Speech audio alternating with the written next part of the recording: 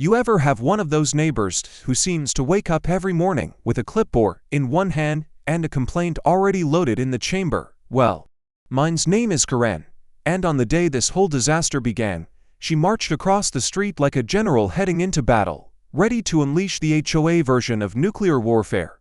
I was in my driveway, minding my own business, dragging my perfectly normal trash cans to the curb. Nothing illegal, nothing dramatic, when she suddenly yelled, "Excuse me. Those trash cans have been out for 7 minutes longer than the HOA allows." 7 minutes. Before I could even reply, she whipped out her phone like she was pulling a sword from a stone and started snapping pictures. "I'm reporting you," she declared with the kind of confidence people only have when they think they're the sheriff of a neighborhood that absolutely does not need one. I tried reasoning with her. "Karen, it's trash day. They're literally supposed to be here." But nope. She launched into a monologue about community standards and visual pollution from trash cans on trash day, but it didn't end there. She leaned in close and whispered, like she was giving me an ultimatum in a spy movie, "If you ever leave them out again, I'll make sure the HOA finds you every single time." And that's when something inside me snapped. I stood there, staring at this woman who treated garbage bins like weapons of mass destruction, and I thought, if trash cans bother her this much, then maybe trash cans should be the only thing she sees for a while. The idea hit me like a lightning bolt. It was petty. It was ridiculous. It was the kind of plan that makes you laugh out loud before you even start it. What if I built something, not just a prank, not just a statement, but a monument? A monument entirely made of trash cans, and not on my lawn, not on the street, but somewhere she couldn't ignore. Right on her perfectly manicured front yard. That's when the trash castle was born. A brilliant, stupid, glorious masterpiece of revenge. Of course, I didn't build it right away. Oh no. No. Something this legendary needed planning, secrecy, and just the right amount of chaotic energy. But if Karen wanted a war over trash cans, then I was about to give her a battle she would never forget. The moment I got back inside my house after Karen's trash can tantrum, I paced my living room like a mad scientist preparing to reshape the world.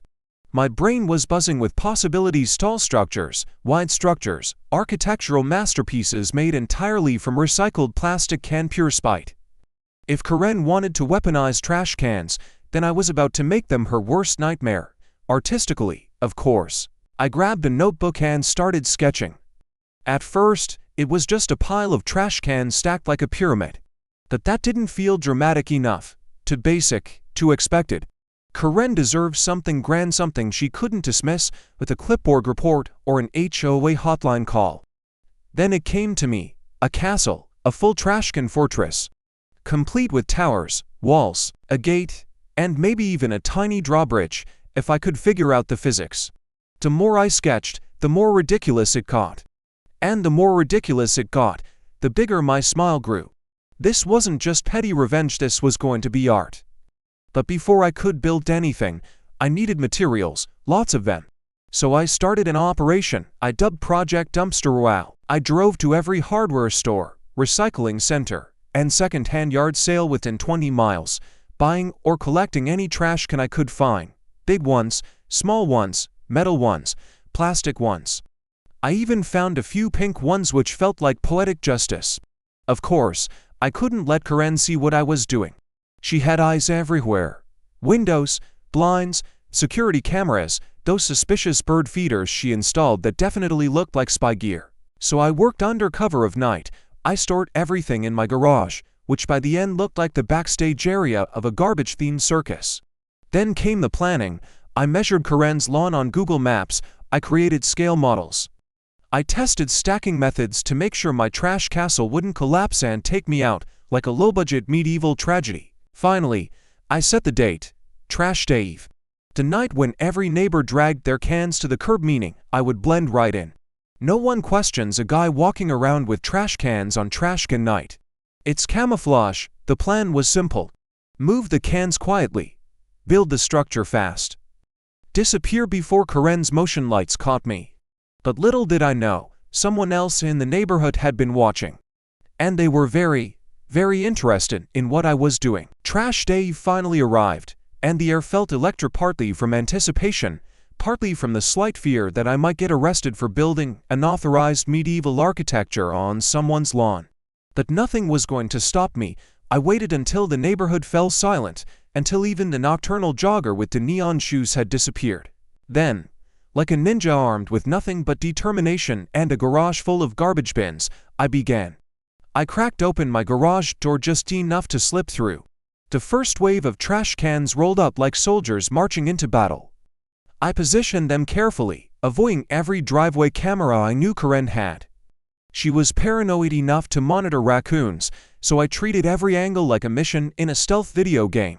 I darted across the street, pushing a stack of cans that threatened to topple every time I hit a bump. Karen's yard looked peaceful to peaceful. Her flower beds were lined with solar lights, glowing softly, like they were whispering, "Please don't do this." But I did. I built the base first, a ring of large, heavy-duty cans forming a circular foundation. My heart thumped every time the plastic echoed too loudly. I kept glancing toward Karen's windows, half expecting them to fly open so she could shriek, "Violation!" Into the night, then came the walls. I stacked medium-sized bins in perfectly aligned rows, using bungee cords like medieval mortar. I worked fast, fueled by adrenaline and pettiness. Towers rose on the north and south corners, slightly lopsided, sure, but unmistakably castle-like. About halfway through, I heard a noise behind me. I froze. Someone was standing at the edge of Karen's driveway. A silhouette, tall, wide, possibly holding something. My mind flit through possibilities. Karen, a raccoon, a Karen-shaped raccoon? But then the figure whispered, "Dude, is that a castle?"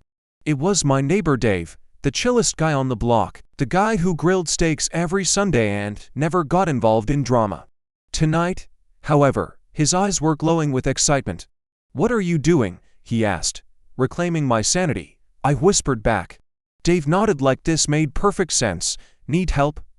And suddenly, the mission doubled in manpower. Dave worked like a silent construction partner, handing me cans, tying cords, adjusting towers.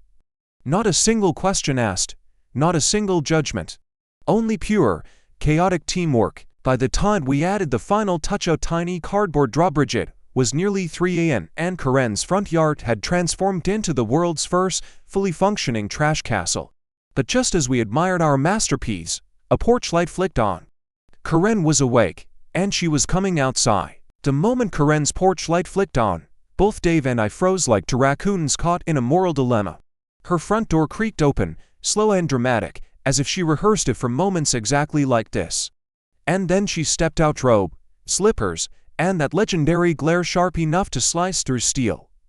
Her eyes scanned the yard once, twice, then landed squarely on the towering, glorious monstrosity we had built. She screamed, not a regular scream, not a startled gasp, but the kind of shriek that belongs in horror movies and HOA meetings. What is this?" she yelled, pointing at the castle like it had personally insulted her ancestors. I tried to step back into the shadows, but it was too late. She locked onto me instantly. You did this." I raised my hands slowly. "Karen, listen, No listening. No excuses. This is vandalism. This is harassment. This is," she waved her arms wildly, "this is trash terrorism." Dave snorted behind me, and I elbowed him desperately. Karen stormed toward the castle, inspecting every angle like a furious museum curator discovering counterfeit art. "You violated at least 11 HOA guidelines, maybe 12, actually," she gasped, clutching her chest. "This might be 13. She'd whipped out her phone like a gunslinger. "I'm calling the police, right now." Panic flickered through me, but before I could respond, Dave boldly stepped forward.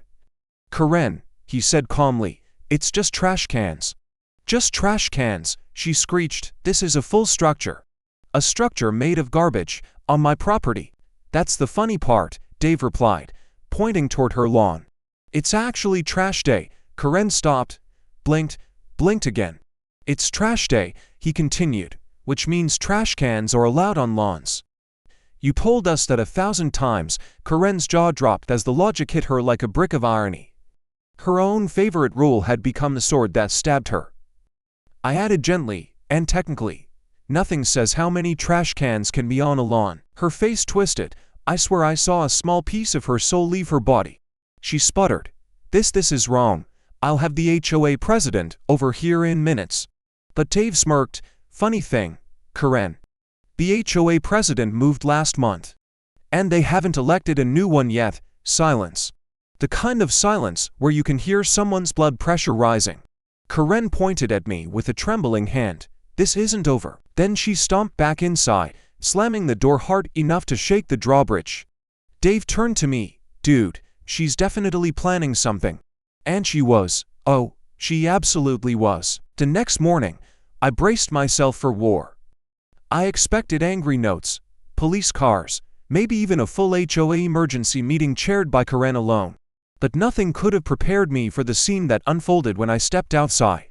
Karen was already on her lawn, arms crossed, jaw clenched, hair frizzed from fury, standing in front of the trash castle like a queen surveying a ruined kingdom. In front of her were 3 people I didn't expect to see. 2 HOA board members I'd never met, and 1 guy in neon vest who looked like a city inspector. Great, she called reinforcements. The inspector had a clipboard, and that alone made my stomach drop. Karen pointed at the castle dramatically. This is the hazard I told you about. This monstrosity violates every code imaginable. That the inspector simply walked around the castle, scratching his chin like he was evaluating modern art. Dave joined me on the curb, coffee in hand, whispering, Dude, is he admiring it? It sure looked like it. After a long inspection, the man finally said, Well, it's not blocking a sidewalk. It's not attached to the house, it's not hazardous. And technically, it's made of residential waste containers, which are permitted on trash days. Karen's soul left her body for the second time in 24 hours. That can't be right, she screeched. But the inspector shrugged. Ma'am, it's unusual, but not illegal. Dave grinned behind his cup. I tried to keep a straight face but failed miserably. Karen stomped in a circle, muttering curses about idiots, garbage art, and the downfall of society. Then one of the HOA members stepped forward. Actually, Karen, we've had a few complaints about your behavior lately. Karen froze. My behavior, the HOA woman continued. Multiple neighbors reported excessive monitoring, filming, and late-night rule enforcement. You've been overstepping. The HOA equivalent of you're the problem. The other board member added, We've decided you need a temporary suspension from HOA enforcement duties. And that's how the trash castle became a neighborhood legend. Today Karen finally met a rule she couldn't control. Enjoying this wild HOA Karen saga? Tap that subscribe button so you don't miss the next outrageous neighborhood drama. If this trash castle twist gave you a laugh, hit like and drop a comment telling me what you would have done if someone threatened you over trash cans. Your stories seriously make these videos even better.